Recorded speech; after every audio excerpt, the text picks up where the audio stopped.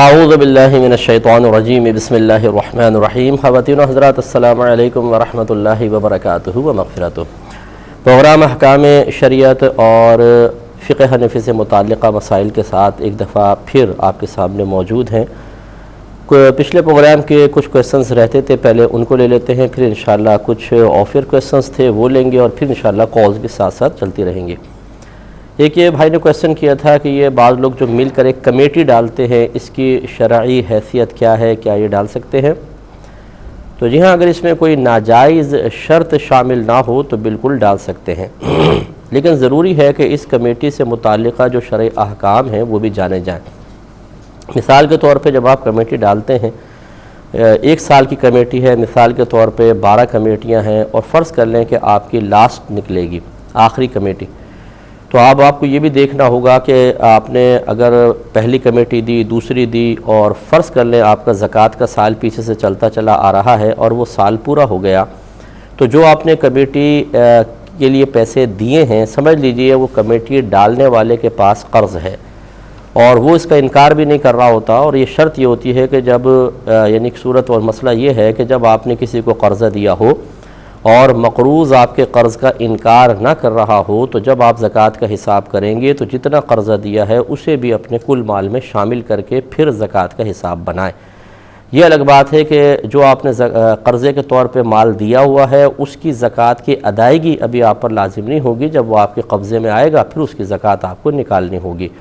چنانچہ اگر آپ نے یہ 1 سال کی کمیٹی ڈالی ہے تو جب آپ کا پورا سال ہو جائے اور وہ کمیٹی آپ کے ہاتھ میں آئے تو یہ ضرور آپ کو کسی اچھے مفتی صاحب سے حساب کروانا ہوگا کہ کیا اس مال پر مجھ پہ کوئی زکوٰۃ بنی تھی کہ نہیں، اور کتنی بنی تھی. تو وہ آپ سے پورا انشاءاللہ انٹرویو لے لیں گے کہ آپ کے پاس کتنا مال تھا، کتنے عرصے سے تھا، اور کیا اس مال پہ سال پورا ہو گیا تھا کہ نہیں ہوا تھا، اور یہ جو آپ نے قرض دیا تھا اس کو اس میں شامل کرنا ہے یا نہیں کرنا ہے. اسی طریقے سے بعض ایسے ہوتے ہیں جن کو پہلی یا دوسری بھی سی مل جاتی ہے.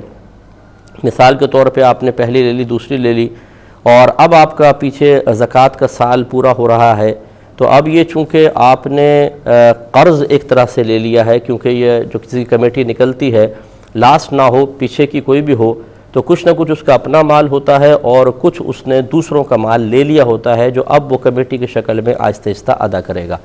تو پہلی یا دوسری میں تو اکثر ایسا ہوتا ہے کہ آپ نے بھی کچھ بھی نہیں دیا ہوتا اور سارا کا سارا مال آپ کے پاس آتا ہے، یہ دوسروں کا قرض ہوتا ہے.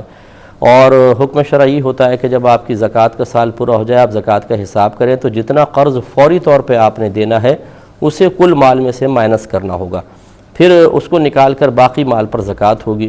تو کہنے کا مطلب اس سے میں نے اشارہ اس لیے کیا کہ بعض لوگ اس طرح کمیٹیاں ڈال کر پھر بے فکر ہو جاتے ہیں کہ شاید ہم پر کوئی زکوٰۃ یا قربانی واجب نہیں ہو رہی ہے، حالانکہ اس کا حساب کتاب کرنا ضروری ہے. ایک انہوں نے پوچھا کہ کیا ٹیسٹ ٹیوب بیبی کے ذریعے اولاد کا حصول شرعاً جائز ہے یا نہیں؟ دیکھیں، مسئلہ یہ ہے کہ اس میں چند صورتیں ہوتی ہیں. اگر مرد اور میاں اور بیوی ان دونوں کی ہی اجزاء کو ملایا گیا ہے، کسی دوسرے طریقے سے ملایا جائے، قطع نظر اس کے کہ ابھی میں اس کا حکم نہیں بیان کر رہا، پہلے میں صورت ایک عرض کر رہا ہوں کہ میاں بیوی کے اجزاء کو ملایا جائے اور جب ملاپ ہو جائے اجزاء کا تو پھر اس کو اسی شخص کی بیوی کے رحم میں کسی طریقے سے رکھ دیا جائے اور وہاں بچہ پروان چڑھ جائے اور پھر پیدا ہو، تو یہ تو ایک صورت جائز والی صورت ہے. یعنی اب اس کے جائز ہونے کا حکم نہیں لگا رہا ہوں، لیکن شریعت اس صورت کو، یعنی کیونکہ میاں بیوی ہیں، ان دونوں کے اجزاء اور پھر بیوی کے جسم میں وہ پل رہا ہے بچہ، تو یہ بظاہر جائز نظر آتا ہے. ایک صورت یہ ہے کہ اس کی بیوی کا رحم اس قابل ہی نہیں ہے کہ اس میں حمل ٹھہر سکے، تو لہٰذا ان دونوں کے اجزاء ہی لیے گئے لیکن کسی غیر عورت کے رحم میں رکھ دیے گئے. تیسری صورت یہ ہے کہ مرد میں بہت زیادہ کوئی ایسی کمزوری ہے کہ بچہ نہیں ہو سکتا، یا عورت کے اندر ہے تو کسی دوسری عورت کے اجزاء لیے گئے اور اس شوہر کا، یا کسی اور مرد کے اجزاء لیے گئے اور اس شخص کی بیوی کا، اور اس کو پھر کسی کے اسی عورت کے یا کسی اور کے رحم میں رکھا گیا. تو یہ 3 صورتیں بنتی ہیں. اس کا کیا حکم ہو گیا میں عرض کرتا ہوں. پہلے کال لے لیتے ہیں. السلام علیکم. السلام علیکم مفتی صاحب. جی وعلیکم السلام. مفتی صاحب، میرا پہلا سوال یہ ہے کہ جیسے اگر کسی کے اوپر کوئی ظلم ہوا تو وہ صرف دل ہلکا کرنے کے لیے کسی کے سامنے بیان کر دے، اس کا حکم، یا پھر یہ کہ جیسے میڈیا پر ظلم کی داستانیں وغیرہ دکھائی جاتی ہیں ان کو کسی کے سامنے بیان کرنے کا کیا شرعی حکم ہوگا؟ مطلب یہ میڈیا کیا بولا دوسرا؟ پہلے تو یہ کہ اگر جیسے کسی کے اوپر کوئی ظلم وہ ہو گیا، وہ پہلا ہو گیا، یہ دوسرا جو آپ نے بولا دوسرا جز. دوسرا یہ ہے کہ میڈیا پر جیسے ظلم کی داستانیں دکھائی جاتی ہیں ان کو کسی کے سامنے بلا شرع عذر بیان کرنا، کیا مطلب اس کا حکم ہوگا؟ کیسی داستانیں؟ مثال کے طور پہ یہ جو مطلب لوگوں کو لوٹ لیا، یہ کر لیا، وہ کر لیا، اس طرح؟ نہیں، اس کے علاوہ بھی جیسے مطلب اب میاں بیوی کے پرائیویٹ معاملات کو سامنے کر دینا، اس طرح مطلب. اچھا ٹھیک ہے، چلیں. اور دوسرا سوال یہ ہے کہ گورنمنٹ امپلائز اگر کسی کا کام بغیر رشوت کے نہ کریں یا بہت ٹائم لگائیں یا پھر لائٹ وغیرہ چلی جائے تو لوگ متعلقہ اداروں کو برا بھلا کہنا شروع کر دیتے ہیں، کیا یہ بھی غیبت ہے؟ چلیں. اور تیسرا سوال یہ ہے کہ بعض لوگ بزرگان دین کے تبرکات کی زیارت کرواتے ہیں اور اسی طرح سوشل میڈیا پر بھی ایسے پکس ڈالتے ہیں، تو کیا یہ یقین کر لینا چاہیے کہ یہ بزرگان دین کے ہی تبرکات ہیں؟ ٹھیک ہے. اور چوتھا سوال یہ ہے کہ میں نے کسی سے کہا کہ جب کوئی مجھے کیو ٹی وی کے حوالے سے پہچانتا ہے تو مجھے بہت خوشی ہوتی ہے، تو وہ کہنے لگی کہ یہ تو حفظ نفس حاصل کرنا ہو گیا. تو کیا اچھے حوالے سے پہچانے جانا جبکہ ہم کسی کو خود نہ بتائیں، دوسرا ہی پہچان لیں خود، تو کیا تب بھی پیدا ہونے والی قلبی خوشی حفظ نفس کہلائے گی؟ ٹھیک ہے. اور بہت شکریہ. السلام علیکم. وعلیکم السلام. ایک اور کالر ہیں. السلام علیکم. وعلیکم السلام. جی بہن. مفتی صاحب، میرا سوال یہ ہے پہلا کہ میری امی عمرے پہ گئی تھی تو انہوں نے جب احرام کی پابندی سے باہر آنے کے لیے اس نے سائڈ کی ایک لٹ لی پتلی سی اور سمجھ نہیں آ رہا، ذرا آواز اونچی تھوڑی سی بولیں، اونچی. اچھا، میری امی عمرے پہ گئی تھی تو وہ جب احرام کی پابندی سے نکلنے کے لیے انہوں نے اپنے بالوں کی ایک پتلی سی لٹ لے کر سائڈ سے اور ایک پورے کے برابر کاٹ لی جو ہے. اچھا. جبکہ احرام کی پابندی سے نکلنے کے لیے تو چوتھائی سر کی تکفیر کرنی ہوتی ہے. تو مجھے یہ پوچھنا تھا کیا وہ احرام کی پابندی سے باہر آ گئی یا پھر ان پہ دم واجب ہو گیا، اور اگر واجب ہو گیا تو کتنے دم واجب ہو گئے، کیونکہ انہیں تو میرے خیال سے 2-3 سال ہو گئے عمرہ کیے ہوئے.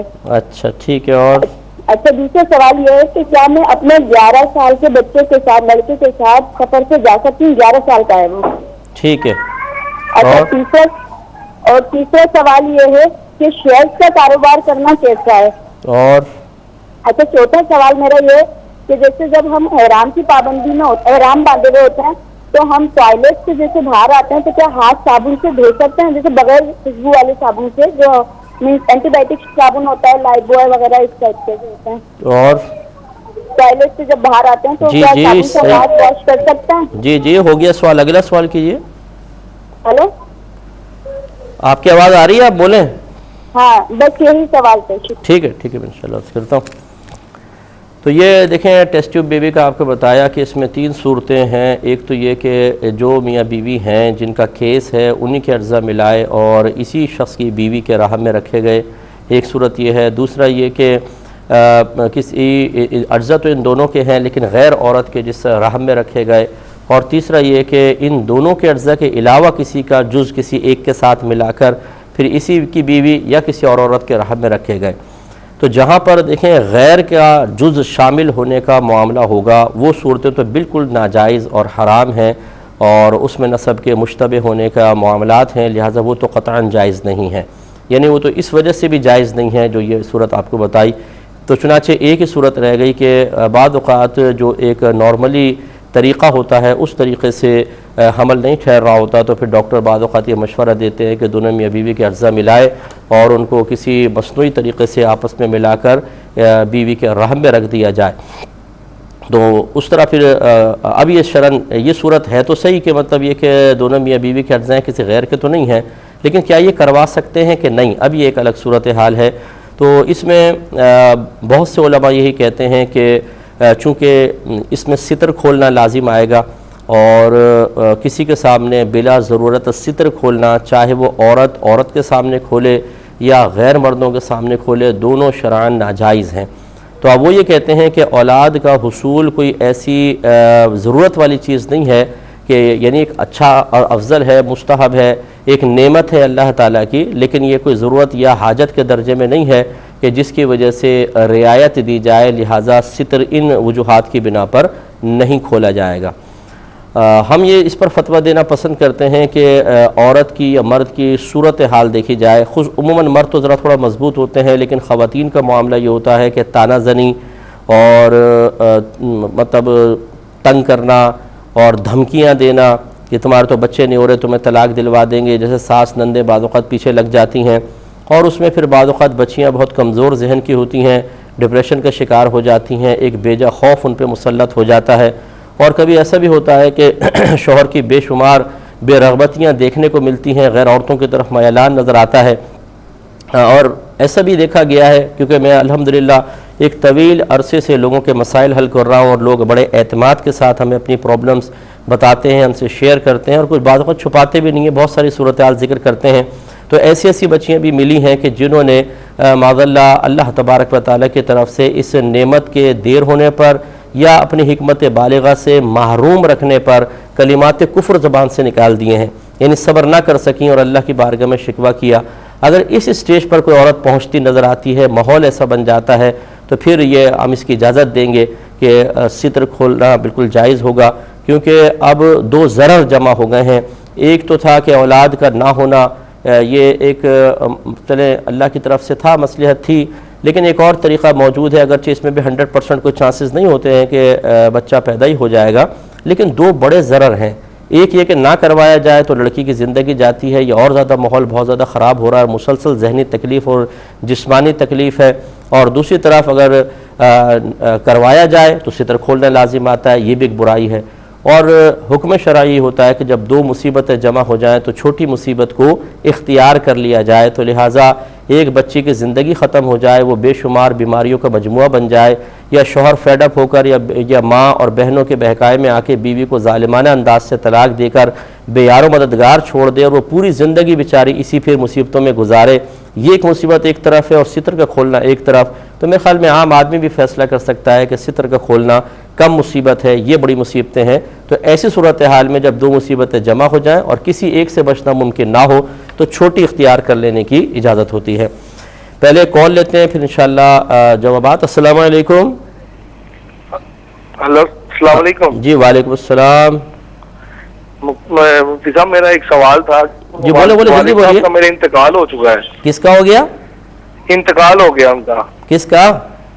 ہاں جی ہاں جی ہاں جی کا ہو گیا، والد صاحب کا ہوا؟ اچھا جی بولیے آگے۔ ہاں جی والد صاحب کا انتقال ہو چکا ہے، اور وہ دوسری شادی تھی کی ہوئی تھی نہ والد صاحب نے جی، تو ان کا جو حق مہر تھا وہ دینا شریعت میں کیا ضروری ہے، اس کے بارے میں جاننا چاہ رہا تھا۔ وہ حق مہر کا کافی وہ تھوڑا ایشو بنا ہوا ہے۔ ٹھیک ہے، میں عرض کرتا ہوں۔ اور کوئی کویسچن آپ کا؟ ایک مزید کال لیں گے۔ السلام علیکم۔ وعلیکم السلام۔ جی بہن۔ مفتی صاحب میرے دو سوال ہیں کہ مفتی صاحب میں یہاں یو کے میں رہتی ہوں، اور آپ جانتے ہیں کہ یہاں پہ دوائی لو کچھ بھی لو تو آپ کے ہر نام ہر جگہ میں 3-4 دفعہ لکھے جاتے ہیں، اور وہ نام محمد ہے، کچھ عبد الغنی ہے، کچھ اس طرح کے نام ہو، تو کہاں پہ انسان پھینک بھی نہیں سکتا، گناہ ہے، اس کا ایسا کیا کرے کہ گناہ بھی نہ ملے؟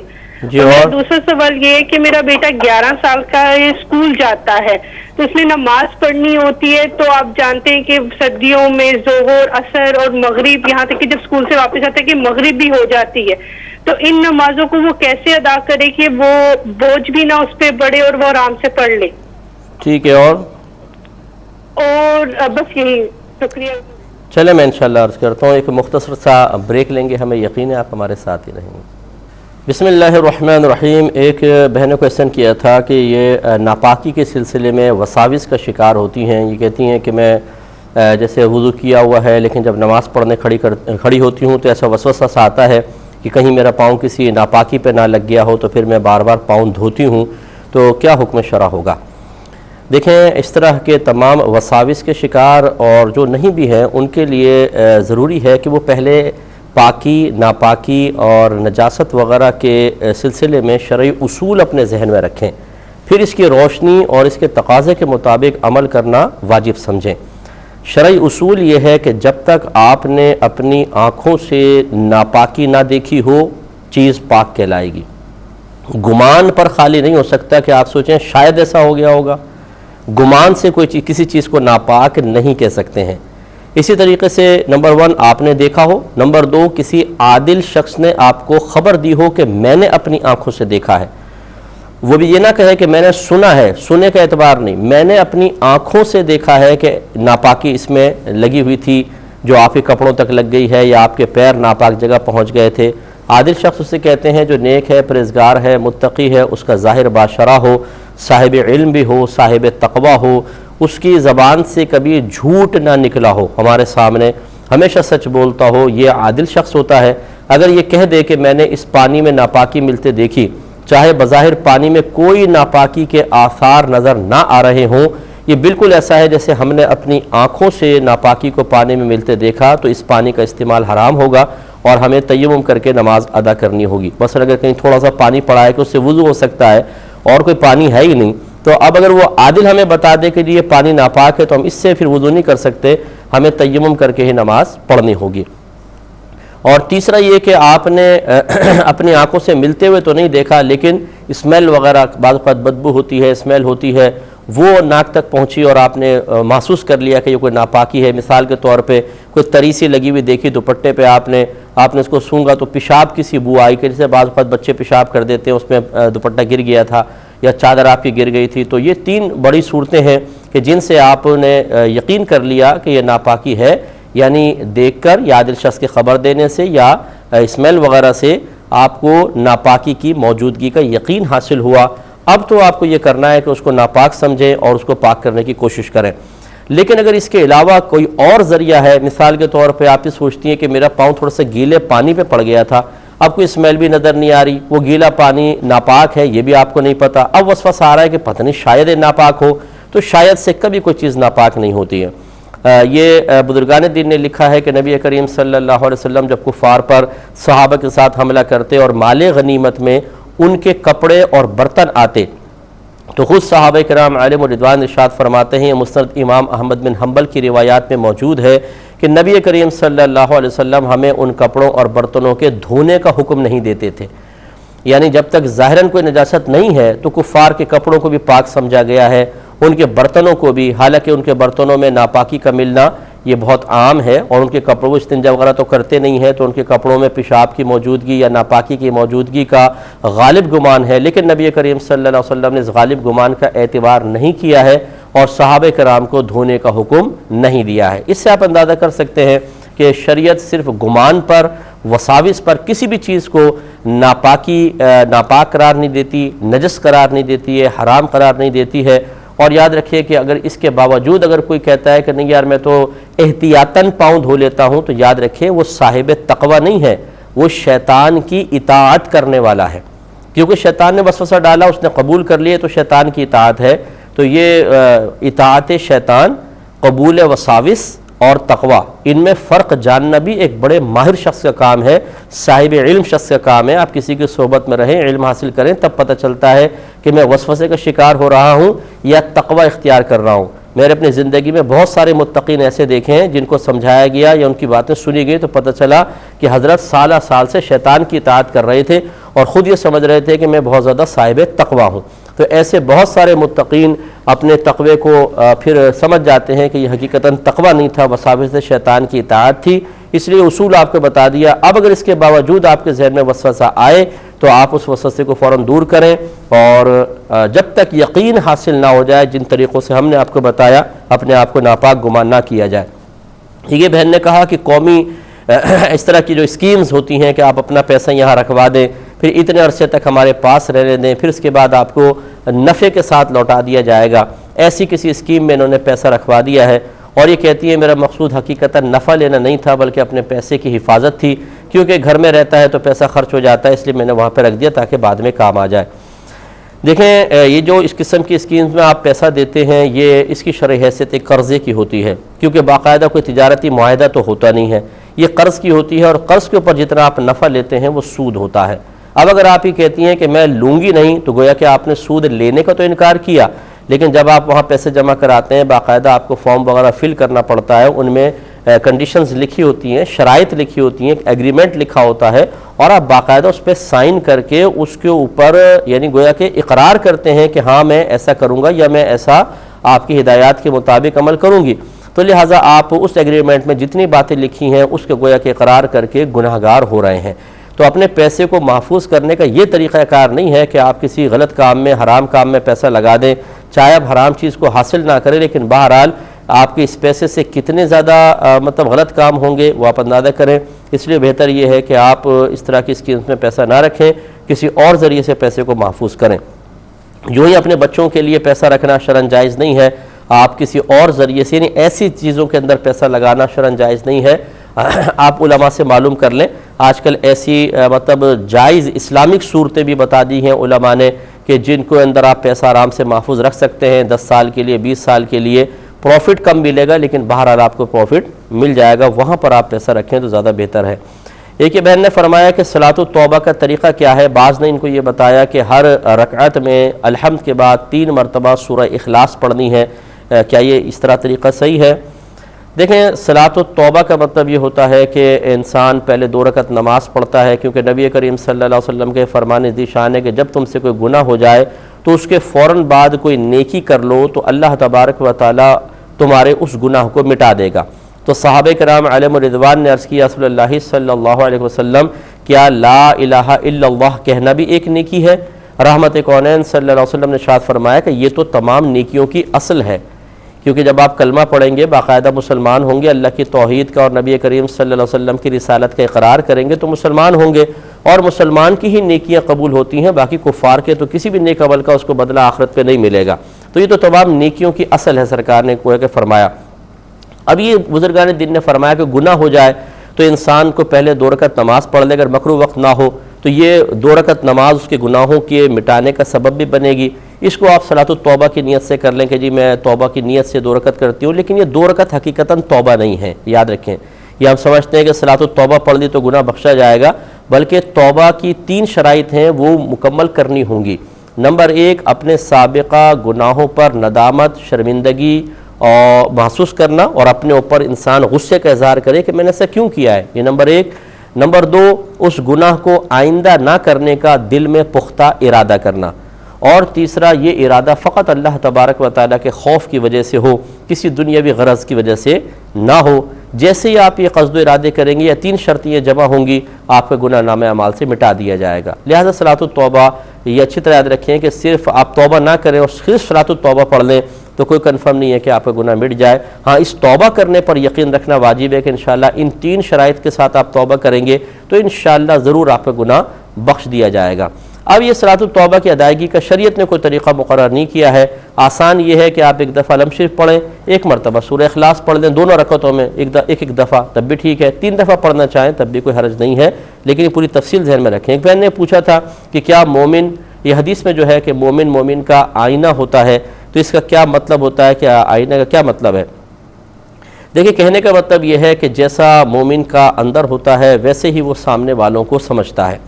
جو پاکیزہ فطرت ہوتا ہے, جس میں نفاق نہیں ہوتا, جو ہمیشہ سچ بولتا ہے, وہ سامنے والے کو بھی یہ نہیں سمجھتا کہ میرے ساتھ یہ چال بازی کر رہا ہے, گولی دے رہا ہے, نفاق کر رہا ہے, منافقت کر رہا ہے, ظاہر میں کچھ ہے باطن میں کچھ ہے. وہ حسن ظن قائم رکھتا ہے. جس طرح یہ سچ بولتا ہے, اگر سامنے والا کچھ بول رہا ہے تو یہ سوچتا ہے یہ سچ ہی کہہ رہا ہے, کیونکہ اس کا اپنا باطن اچھا ہے.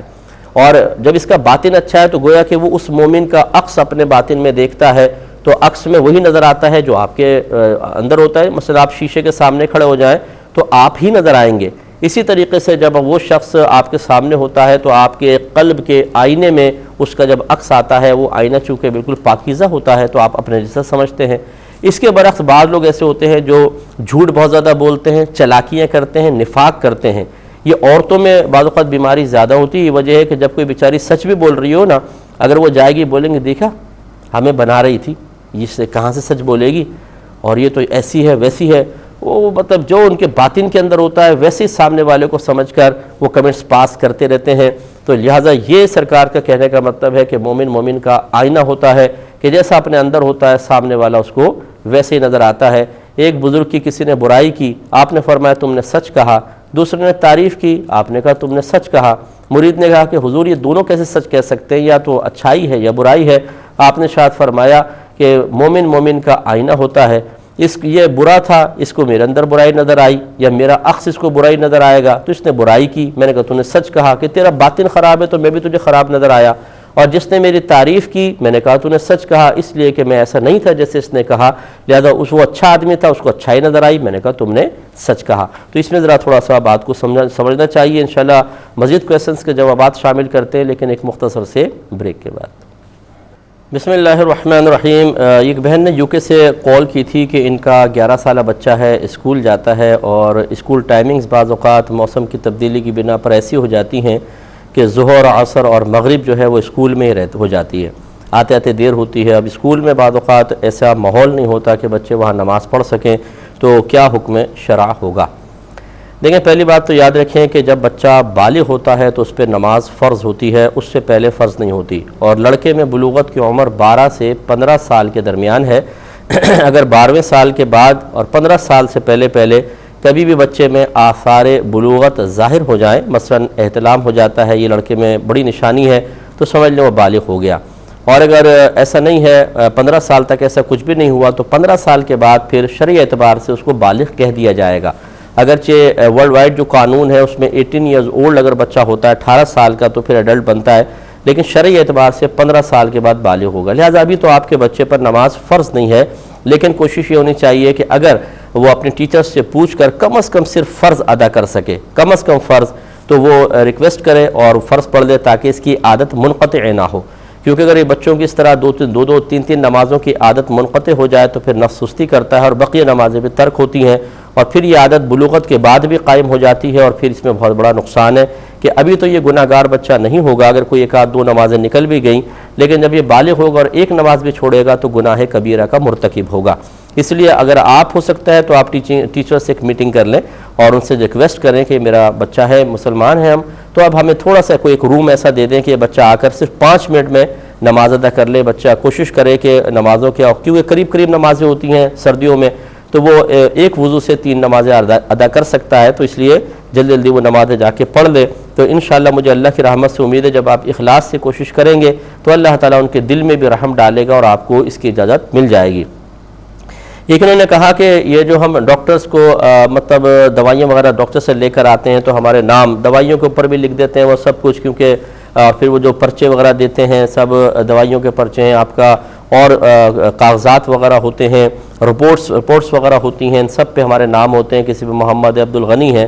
اب ان ناموں کی حفاظت کیسے کی جائے، کیونکہ کاغذ بہت زیادہ جمع ہو جاتے ہیں۔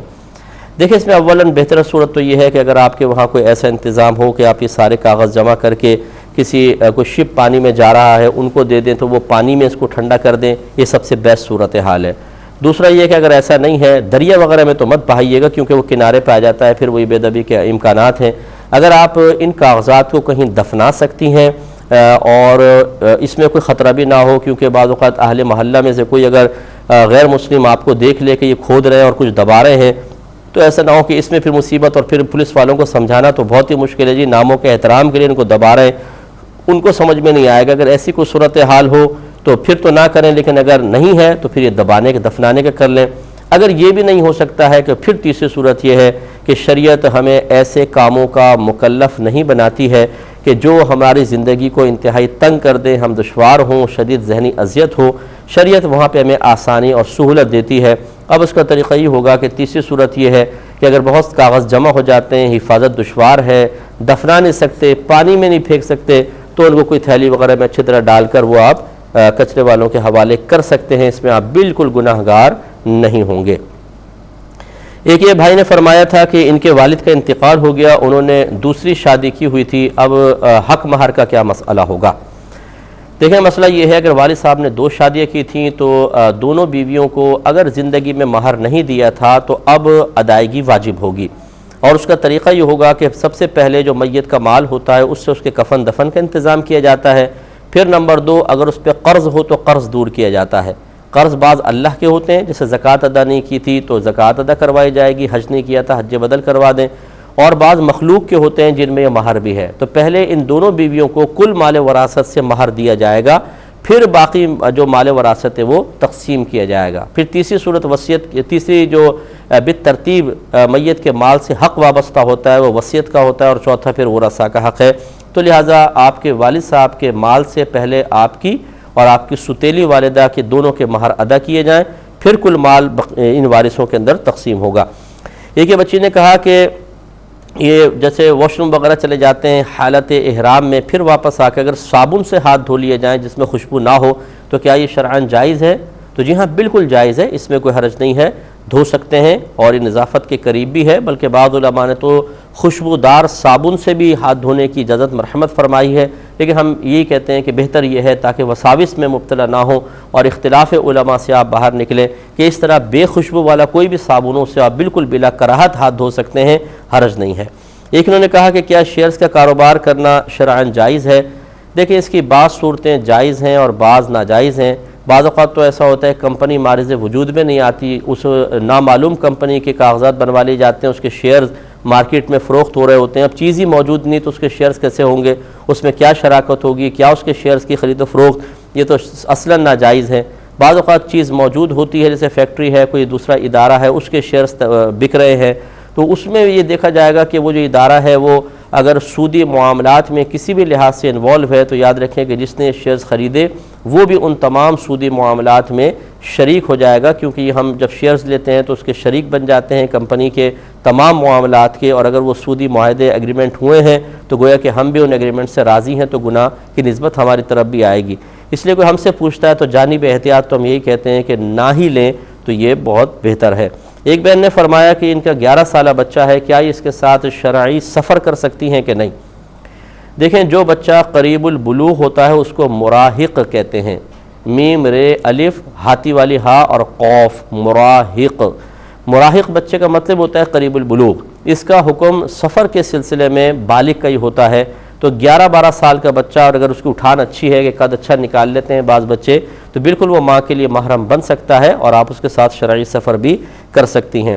ایک بچے نے کہا کہ ان کی امی عمرے پر گئیں، جب حالت احرام سے باہر نکلنے کی باری آئی تو وہی جو ہمارے مسلمانوں کا طریقہ ہے کہ دین نہیں سیکھنا ہے، شوق ہے کہ حرم دیکھ لیں، سرکار کے روضہ انور کی زیارت بھی ہو جائے، لیکن جس رب کا گھر دیکھنے کے لیے جا رہے ہیں اس رب کا کہنا ماننے کے لیے کوئی تیار نہیں، جس نبی کے روضہ انور پہ حاضری کے لیے برکتیں حاصل کرنے کے لیے جا رہے ہیں اس نبی کے حکم کی کوئی پرواہ نہیں ہے۔ یعنی عجیب ہی محبت ہے کہ جی آپ کی محبت میں تو آئے ہیں لیکن آپ حکم فرمائیں تو آپ کا حکم نہیں مانیں گے، یہ کوئی محبت ہمارے ساتھ کرے تو 2 منٹ اس کو اپنی صحبت میں نہ رہنے دے۔ یہ تو اللہ تعالیٰ اس کے رسول کا کرم ہے کہ ہماری اس ناقص محبت کو بھی قبول فرما کر ہمیں اپنی بارگاہ میں آنے کا موقع فراہم کرتے ہیں۔ تو بہرحال اس طریقے سے انہوں نے کہا، امی جان نے ایک باریک سی لٹ لی اور اس کو کاٹ لیا اور احرام کی پابندیوں سے باہر نکل آئیں۔ اس طریقے سے دیکھیں احرام کی پابندیوں سے کوئی باہر نہیں آ سکتا۔ عورت کو بھی اگر کم از کم اپنے کوئی بال کاٹنے ہیں، ان کے قصر ہوتا ہے، حلق تو ہوتا نہیں کہ پورے بال صاف کروائیں، تو کم از کم 1/4 یعنی سر کے چوتھے حصے کا انتخاب کریں، اس کے سارے بال پکڑیں اور پھر آخر سے وہ 1 انگلی کے پورے کے برابر لٹ کو کاٹیں۔ یہ نہیں کہ ایک باریک سی لٹ لے لی بلکہ چوتھائی سر کے بال پورے لے کر پھر آخر سے کاٹیں، یہ صحیح طریقہ تھا۔ تو بہرحال جب انہوں نے نہیں کیا تو احرام کی پابندی سے باہر نہ نکلیں۔ تو اب اگر دیکھا جائے تو سینکڑوں دم ان پر لازم ہو چکے ہوں گے، لیکن آسانی اس میں یہ ہے کہ کم از کم وہ اللہ کی بارگاہ میں توبہ کریں اور 1 دم دے دیں، یعنی کوئی حج پہ جا رہا ہو عمرے پر اسے پیسے دے دیں، وہ حدود حرم میں جانور ان کی طرف سے ذبح کر دے گا تو دم ادا ہو جائے گا، اور جتنی کوتاہی کی اللہ تعالیٰ کی بارگاہ میں توبہ کریں۔ میں آپ کو صحیح عرض کرتا ہوں، جب آپ علم نہیں سیکھیں گے آپ حج کر کے آئیں گے اور سر تپا گناہوں میں ملوث ہو کر واپس آئیں گے، کیونکہ جب آپ میدان عرفات میں جاتے ہیں مزدلفہ میں تو پچھلے گناہ بخشے جاتے ہیں، لیکن اس کے بعد جو آپ خطائیں کر رہے ہیں، گناہ کر رہے ہیں، وہ تو نئی نام اعمال میں لکھی جا رہی ہیں، تو بعض اوقات بہت گناہ گار ہوتے ہیں لوگ۔ اسی طریقے سے روضہ انور پہ پہنچتے ہیں، مدینے جا رہے ہیں جی، مکے جا رہے ہیں، لیکن جب مسائل پر عمل پیرا نہیں ہوتے ہیں، علم نہیں ہوتا، تو بسا اوقات گناہ گار واپس آ رہے ہوتے ہیں۔ اس لیے ذرا اس میں احتیاط کریں۔ میں یہ نہیں کہہ رہا ہوں کہ جانا بنائیں، جائیں ضرور، لیکن علم سیکھ کر جائیں۔ ایک بہن نے فرمایا کہ یہ کیو ٹی وی میں کال کرتی ہیں اکثر، تو یہ کہتی ہیں کسی کے سامنے انہوں نے کہا کہ جب کوئی مجھے کیو ٹی وی کے حوالے سے پہچانتا ہے کہ آپ کال کرتی ہیں تو مجھے بڑی خوشی ہوتی ہے، تو کسی نے کہا کہ یہ تو پھر آپ اللہ کے لیے نہیں کر رہی بلکہ حفظ نفس کے لیے کر رہی ہیں، تو کیا یہ صحیح بات ہے یا کیا ہے؟ دیکھیں مسئلہ یہ ہے کہ جب کسی اچھے حوالے سے کوئی ہماری تعریف کرے اور مقصود حقیقتاً اس عمل سے تعریف کا حصول نہ ہو اور خوشی پیدا ہو جائے تو یہ اللہ کا ایک انعام ہے۔ ایک صحابی نے نبی کریم صلی اللہ علیہ وسلم کی خدمت میں عرض کیا، رسول اللہ صلی اللہ علیہ وسلم، میں اللہ تبارک و تعالیٰ کی رضا کے لیے نماز پڑھ رہا ہوتا ہوں، لیکن کبھی کوئی آ جاتا ہے مجھے نماز پڑھتے دیکھتا ہے تو مجھے دل میں خوشی سے پیدا ہوتی ہے، تو کیا یہ ریاکاری ہے؟ سرکار نے فرمایا کہ نہیں، یہ تو ایک اللہ کا انعام ہے، یعنی جو خوشی تمہیں اللہ نے دی ہے یہ تمہارے چونکہ مقصود نہیں تھا کہ کوئی تمہیں دیکھے لیکن تمہیں اچھا لگا تو اس میں کوئی حرج نہیں ہے. تو لہٰذا ایسی چیزوں پہ تنقید نہ کی جائے اور جو کر رہا ہے اسے اپنی نیت کو صاف ستھرا رکھا جائے کہ بھئی کیوں کر رہے ہیں, اللہ کے لیے کر رہے ہیں تو بہت اچھی بات ہے. اب اگر وہ حفظ نفس بھی حاصل ہو رہا ہے, کوئی پہچان رہا ہے, تو ہر حفظ نفس کوئی برا نہیں ہوتا ہے. ایک ہی کہتی ہیں کہ بعض لوگ تبرکات کی زیارتیں کرواتے ہیں اور بعض اوقات سوشل میڈیا پر پکچرز ڈالی ہوتی ہیں تبرکات کی, تو کیا ہم یقین کر لیں کہ یہ بزرگوں کے تبرکات ہیں؟ دیکھیں, یقین کرنے میں تو کوئی حرج نہیں ہے. کوئی ایسا تو نہیں ہے کہ اگر آپ کوئی کہے کہ یہ سرکار کا منہ مبارک ہے اور آپ یقین کر لیں گے اور بالفرض وہ نہ ہو تو آپ بہت زیادہ گناہ گار ہو جائیں. نہیں, گناہ گار تو نہیں ہوں گے, کیونکہ اللہ تعالیٰ تو ہمارے حسن ظن کی لاج رکھتا ہے. ہم اگر کسی چیز کو نبی کریم کی نسبت سے, کسی بزرگ کی نسبت سے اچھا سمجھ رہے ہیں, باعث برکت سمجھ رہے ہیں, تو یہ کوئی بری چیز نہیں ہے, اس میں کوئی حرج نہیں. ہاں, اگر کوئی سامنے والا جھوٹ بول کر کہہ رہا ہے کہ یہ فلاں کا بال ہے, یہ فلاں کا دوپٹہ ہے, یہ فلاں کا کڑا ہے, اور جھوٹ بول کر لوگوں کو دکھا رہا ہے, تو یہ ہے گناہ کبیرہ کا مرتکب, اور یہ آخرت میں بڑے شدید وبال میں مبتلا ہوگا. ہاں, بعض اوقات ظاہری علامات ایسی ہوتی ہے کہ بعض لوگ ہوتے ہیں جو مختلف چیزوں کو کہتے ہیں تبرکات ہیں. آج تک کبھی آپ نے نہیں سنا ہوگا ایسی چیزوں, وہ ایسے قرنی رضی اللہ تعالیٰ عنہ کی جوتی لے آیا کوئی آدمی, اور پھر اس پہ پیسے کہ جی یہ اس پہ زیارت کے پیسے ہیں. تو یہ اس طرح کے کوئی فراڈی ہے, بہت سارے فراڈی ہیں جو اس طرح لوگوں کی سادہ لوہی سے فائدہ اٹھاتے ہیں. تو یہ آپ کا بعض کا دل بھی کہتا ہے کہ یار یہ جھوٹا آدمی ہے, ایسا نہیں ہو سکتا, تو وہاں پر بے ادبی پھر بھی نہ کریں, لیکن آپ وہاں سے ہٹ سکتے ہیں, لیکن باقی چیزوں میں یقین کرنے میں کوئی حرج نہیں ہے. یہ کہتی ہیں بعض اوقات یہ بجلی والے, گیس والوں کو لوگ برا بھلا کہتے ہیں, تو کیا یہ بھی غیبت میں شمار ہوتا ہے؟ دیکھیں, غیبت تو اس وقت ہونا کہ جب کسی کے اندر کوئی برائی موجود, مطلب آپ صرف برائی کی نیت سے کر رہے ہوں. بعض اوقات ہم غم کے لیے, پریشانی کے لیے, صدمے کے لیے ذکر کر رہے ہوتے ہیں اور برا بھلا کہہ رہے ہوتے ہیں ان کی کوتاہیوں پر. تو جو شخص خود اپنے آپ کو برائی پر پیش کر دے اور اعلانیہ طور پہ خرابی کر رہا ہو, اس کے عیب کو ذکر کرنا یہ کوئی غیبت نہیں ہوتی ہے, کوئی بہتان نہیں ہوتا ہے. اور یہاں جو کچھ صورتحال ہے ہمارے اداروں کی وہ ہمارے سامنے ہے. میں پھر یہ تو نہیں میں حوصلہ افزائی کر رہا ہوں کہ آپ برا بھلا کہیں, صبر کریں, سب سے بہتر ہے. لیکن بہرحال کوئی اس طرح زچ ہو کر اگر کوئی ان کے بارے میں برا بھلا کہتا ہے, بشرطے کہ شرعی لحاظ سے قابل گرفت نہ ہو. ویسے صدمے کا اظہار, غصے کا اظہار ایک الگ چیز ہوتی ہے, اور گالی گلوچ دینے ایک الگ چیز ہوتی ہے. میں اس کی ترغیب نہیں دے رہا ہوں. تو اگر صرف صدمے کا اظہار ہے تو اللہ تعالیٰ معاف فرمائے گا. دو کویسچن رہ گئے, لیکن انشاءاللہ یہ میں نیکسٹ پروگرام میں ہی شامل کروں گا. بقیہ تمام سوالات کے جوابات ہو چکے ہیں. ای میل ایڈریس چل رہا ہوگا, جو بھائی بہن یہاں میل کرنا چاہیں میل کر دیں. اگر یہاں سے کبھی ایک ذریعے سے ذرا دیر ہو تو بعض اوقات کیونکہ میلز بہت زیادہ آتی ہیں, 2-3 جگہ پہ آتی رہتی ہیں, تو پھر وہ ہمیں جواب دینے میں دقت ہوتی ہے. تو مفتی اکمل QTV2 والے ایڈریس پر آپ بھیج سکتے ہیں, تو انشاءاللہ ادھر بھی جواب مل سکتا ہے. اب اپنے میزبان کو, ہمارے QTV کی ٹیم کو اجازت مرحمت فرمائیں. آپ ہمارے لیے دعا کیجئے, ہم آپ کے لیے دعا گو ہیں کہ اللہ تبارک و تعالی ہمیں نیکیوں سے خوشی اور گناہوں پر غم عطا فرمائے. ہمیں گناہوں سے نفرت اور نیکیوں سے پیار عطا فرمائے. نیکیاں کرنا آسان اور گناہ کرنا بے حد مشکل بنا دے. آمین. وآخر دعوانا ان الحمدللہ رب العالمین. میرے ورد لب ہے نبی نبی, میرا دل مقام حبیب ہے.